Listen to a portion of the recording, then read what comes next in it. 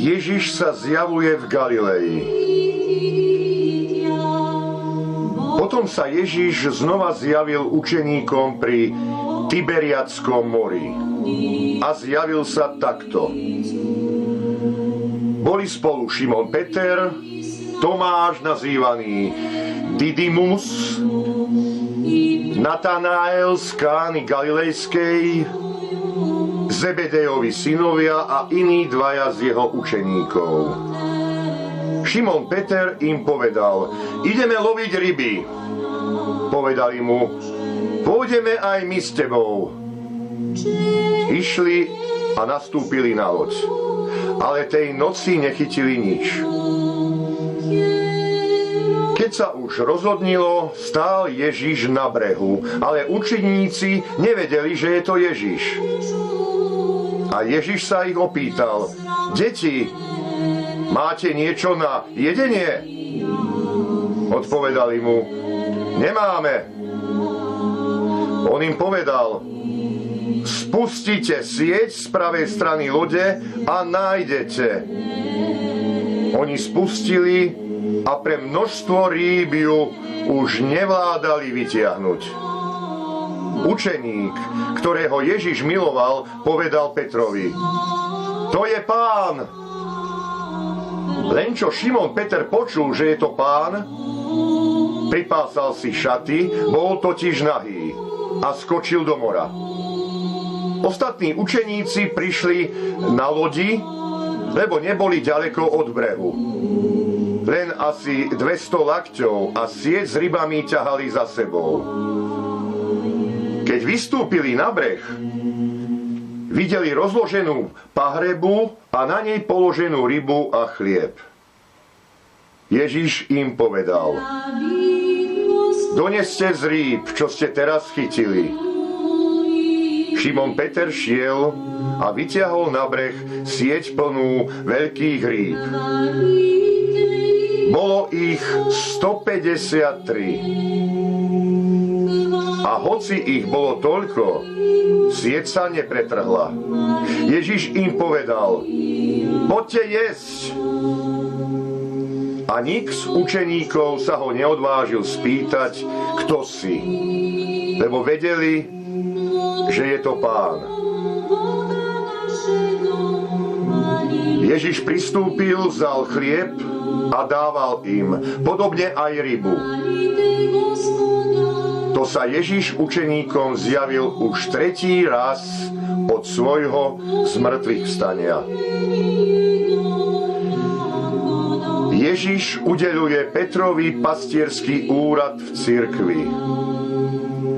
Keď sa najedli, Ježiš sa opýtal Šimona Petra: Šimon, syn Jánov, miluješ ma väčšmi ako títo?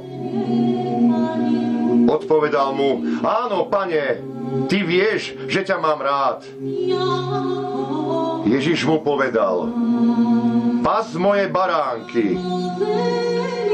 Opýtal sa ho aj druhý raz: Šimon, syn Jánov, miluješ ma? On mu odpovedal: áno, Pane, ty vieš, že ťa mám rád. Ježiš mu povedal: pas moje ovce.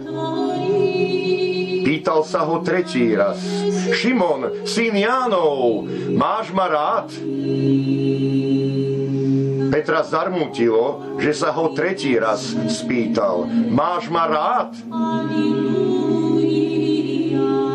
A povedal mu: Pane, ty vieš všetko, ty dobre vieš, že ťa mám rád.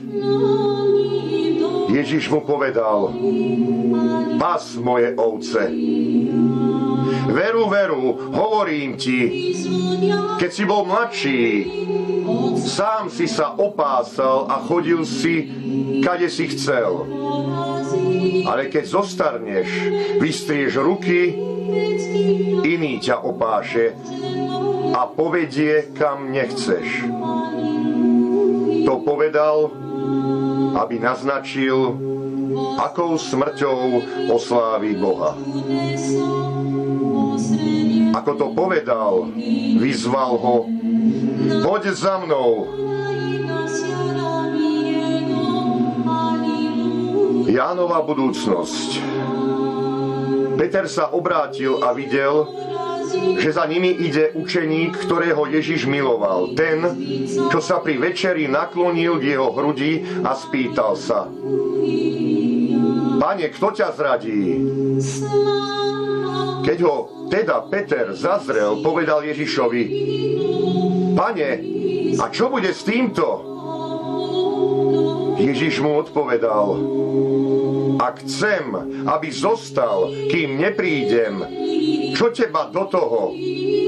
Ty poď za mnou.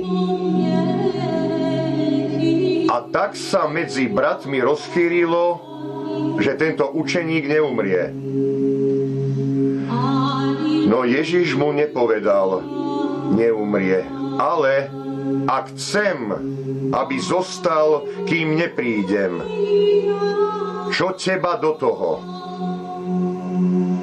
Záver. To je ten učeník, ktorý o týchto veciach vydáva svedectvo a toto napísal. A vieme, že jeho svedectvo je pravdivé. Ale Ježiš urobil ešte veľa iného.